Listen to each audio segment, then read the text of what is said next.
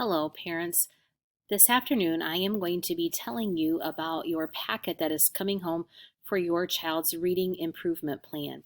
If you remember, a few weeks ago, your child was administered the STAR reading test.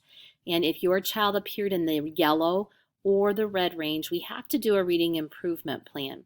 So your child will be bringing home a large manila envelope that looks like this, and it will have their name on it. Inside that envelope, you will find a few things. First of all, you're going to find the reading improvement plan that looks like this. Now, this one is blank, but it will be filled out with your child's name. It will be it will also have our team members' names.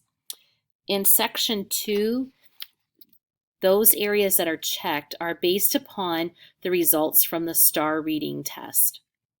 And how I got those are through their instructional planning. So I will be sending home in their folder an instructional planning form that'll show you where their skill weaknesses lie. And it's individualized for each student. In section 3, it talks about supplemental reading programs. If your child was in the red, they will be going to title reading.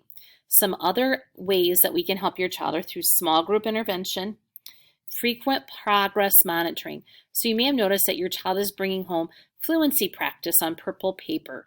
That is fluency. It is that your child is reading around 100 words per minute. And so what happens then is I progress monitor them, which is also part of, it says down here, monitoring tool. Each week I pull them back and I have them read for 1 minute and we graph that together. And then I always ask them to tell me about their reading. So I then can check their comprehension. Are they understanding and remembering what they've read? We will not have any tutoring or mentoring as in the past, just because we're not allowed to have visitors in our school. I do have guided reading groups within the classroom, and while Mrs. Weekly's students are gone, and then we may have an IET as the year goes on, so right now that part is left unchecked.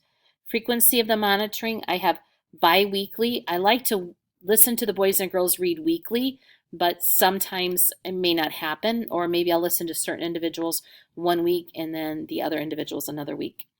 The monitoring tools I use are Passages as well as the DRA. The second page of the plan is what you will be doing at home. So I sent home a purple paper, and many of you said that you would read for the 20 minutes. Some of you said fluency practice. Some of you talked about working with vocabulary or the read and roll, and so those are checked at the top. Please be assured that I have passed a rigorous test in reading, and so that I qualify to teach your child reading. The last page is a place if you have any comments, some sections that I will complete at the end of our school year, and the signature portion. So I've already signed the plan. I've highlighted where I need you to sign, and Mr. Neese will also sign this. This packet of 3 pages that are stapled together need to be returned to me. So please, after you've read through everything and have looked through the packet, if you could send this back to school, I will then copy it and then send it home with your child.